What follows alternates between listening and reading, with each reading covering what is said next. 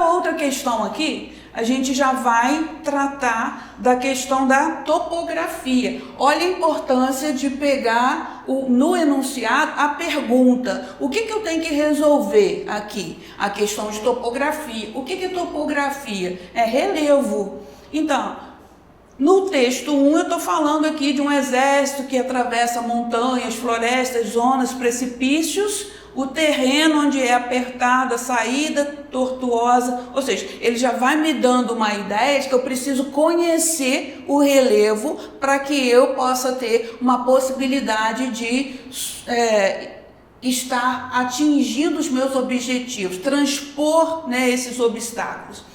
O objetivo principal para encontrar e matar Osama Bin Laden, e onde ele escondia, estava também diretamente ligado a se conhecer o relevo montanhoso. Então, se eu conheço a área, a topografia da área, eu tenho muito mais possibilidade de estar agindo ali de uma maneira mais eficiente. A pergunta vai estar direcionada para isso. Qual a importância de se conhecer a topografia da área? Construção de vias terrestres, tem nada a ver ali. Preservação do meio ambiente, emprego de armamentos sofisticados, intimidação contínua da população local ou domínio cognitivo. Saber interpretar as palavras também é extremamente importante. Domínio cognitivo está ligado ao conhecimento. Eu conheço a área, eu conheço o espaço e eu vou ter possibilidade de estar me movimentando, localizando e orientando com muito mais facilidade. Então, opção a letra E, que seria mais, né, a que seria correta, na verdade. A questão 81, olha só, quantas questões nesse modelo surgiram no Enem de 2018. Olha só, essa daqui, texto 1, texto 2, outra questão, texto 1, texto 2, a gente já tinha visto no anterior. Então, o Enem explorou muito essa sua capacidade de relacionar os textos e chegar a uma conclusão a respeito deles. Olha só, vamos lá, o que está perguntando? A ressignificação contemporânea da ideia de fronteira. Lembra que a gente falou de território, conceito geográfico? Fronteira está ligado à questão do território. Território vai ser aquela área delimitada por uma fronteira. Então, o que ele quer saber? Ele quer saber de uma ressignificação. Ou seja, está além desse conceito que é tradicional na geografia, a área delimitada por uma fronteira, o território. Então, aqui no texto 1 está falando sobre as fronteiras, ao mesmo tempo que se separam, unem, articulam. Então, ela está falando, né, sobre as pessoas, muito mais sobre as pessoas que vivem naquele território do que propriamente uma linha que vai definir limite. E o texto 2, as últimas barreiras ao livre movimento do dinheiro e das mercadorias, informação, que rendem dinheiro, andam de mãos dadas com a pressão para cavar novos fossos e erigir novas muralhas que barrem o movimento daqueles que, em consequência, perdem física ou espiritualmente suas raízes. Então, tá num campo muito mais filosófico do que propriamente físico, essa questão da fronteira enunciada aqui no texto 1 e texto 2. Então, quando eu quero a ressignificação do termo, né, do conceito de fronteira, olha a opção A, liberação de circulação de pessoas. A B, preponderância dos limites naturais. De jeito nenhum, porque não está falando de limites naturais aqui. Supressão dos obstáculos aduaneiros. Aduana é o que se cobra de impostos quando você transpõe a fronteira. Desvalorização da noção de nacionalismo, de pertencimento. O texto não falou a respeito disso. E falou na letra E de seletividade dos mecanismos segregadores. Aí entra a noção de filosofia, de sociologia. Então a gente está fazendo uma prova de ciências humanas. E esses conceitos, eles se misturam dentro da questão. Então, quando eu tenho uma ressignificação contemporânea do conceito de fronteira, está diretamente ligada a essa questão. Aí a gente lembra do muro que faz a separação entre palestinos e judeus, do muro do México com os Estados Unidos, né? A gente tem essa noção de que, na verdade, aquilo ali eu estou selecionando pessoas que poderão passar para o outro lado. Quem é que pode estar aqui? Quem é que pode estar do outro lado? Então, seria barreiras que teriam esse objetivo, selecionar. Não é simplesmente algo natural, mas é o ideológico que está presente nessa separação. Ainda em outra questão, olha só, muito gráfico que aparece aqui. Então, a leitura de gráfico é extremamente importante, como a gente falou naquela dica. Participação percentual do extrativismo vegetal. É importante que você leia o título do gráfico, porque é exatamente a respeito disso que nós vamos precisar o conhecimento. Olha só, considerando as diferenças entre extrativismo vegetal e silvicultura, essa palavra também precisa estar presente no seu vocabulário geográfico. O que é silvicultura? É o plantio de árvores para fins comerciais.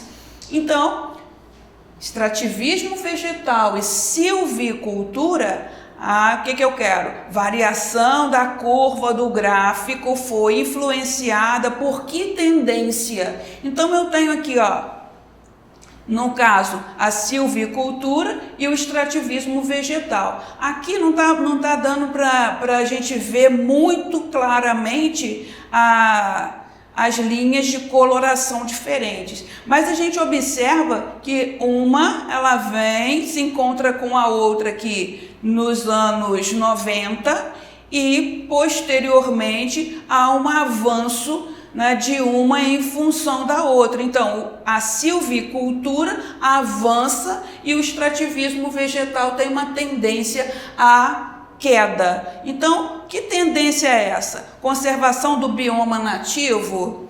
Não é bioma nativo, né? Porque a gente vai observar que esse extrativismo vegetal, ele pode ser em qualquer área e qualquer tipo de plantas ou árvores que sejam retiradas do meio ambiente. Estagnação do setor primário, utilização de madeira de reflorestamento, redução da produção de móveis ou retração da indústria alimentícia. Então, a gente vai observar nessa análise que estaria ligada, a gente teria duas possibilidades: utilização de madeira de reflorestamento é uma tendência. Então, eu tenho a possibilidade de manter o bioma nativo e está preservando por conta da silvicultura que eu vou estar utilizando como atividade. Então, conservação do bioma nativo, ele seria uma opção, né, que estaria mais ligada ao gráfico. Por quê? Utilização de madeira de reflorestamento seria uma outra opção, mas quando a gente observa que a silvicultura, ela ampliou, né, consideravelmente e houve uma queda no extrativismo vegetal de uma maneira geral, existe uma tendência mundial em preservação do meio ambiente. Então, conservação do bioma nativo é a nossa conclusão. Na outra questão, que é também análise de gráfico, a gente tem índice de precipitação, vazão em áreas urbanizadas e vazão em áreas não urbanizadas. O que seria a vazão? Eu estou falando de chuvas numa determinada região e como que essa chuva ela vai estar sendo absorvida pelo solo. Em áreas urbanizadas, o que eu tenho? Pouca absorção. Em áreas não urbanizadas, eu tenho mais vegetação, eu tenho maior absorção. Então, menos quantidade de água vai ficar disponível na superfície. Então, a dinâmica hidrológica expressa no gráfico demonstra que o processo de urbanização promove a redução do volume dos rios, expansão do lençol freático, diminuição do índice de chuvas, retração do nível dos reservatórios ou ampliação do escoamento superficial. Então, esse escoamento superficial, ele é mais rápido. A gente observa aqui, né, que a gente vai ter essa curva em muito maior escala quando eu tenho áreas urbanizadas. Então, o aumento do processo de urbanização vai ampliar o escoamento superficial. Automaticamente, eu vou ter enchentes, eu vou ter alagamentos, né? Isso vai me causar um problema maior por conta disso. E quando eu trato aqui de urbanização e industrialização, é outro tema que toda vez ele vai aparecer, porque é extremamente importante quando eu penso em construção do espaço geográfico.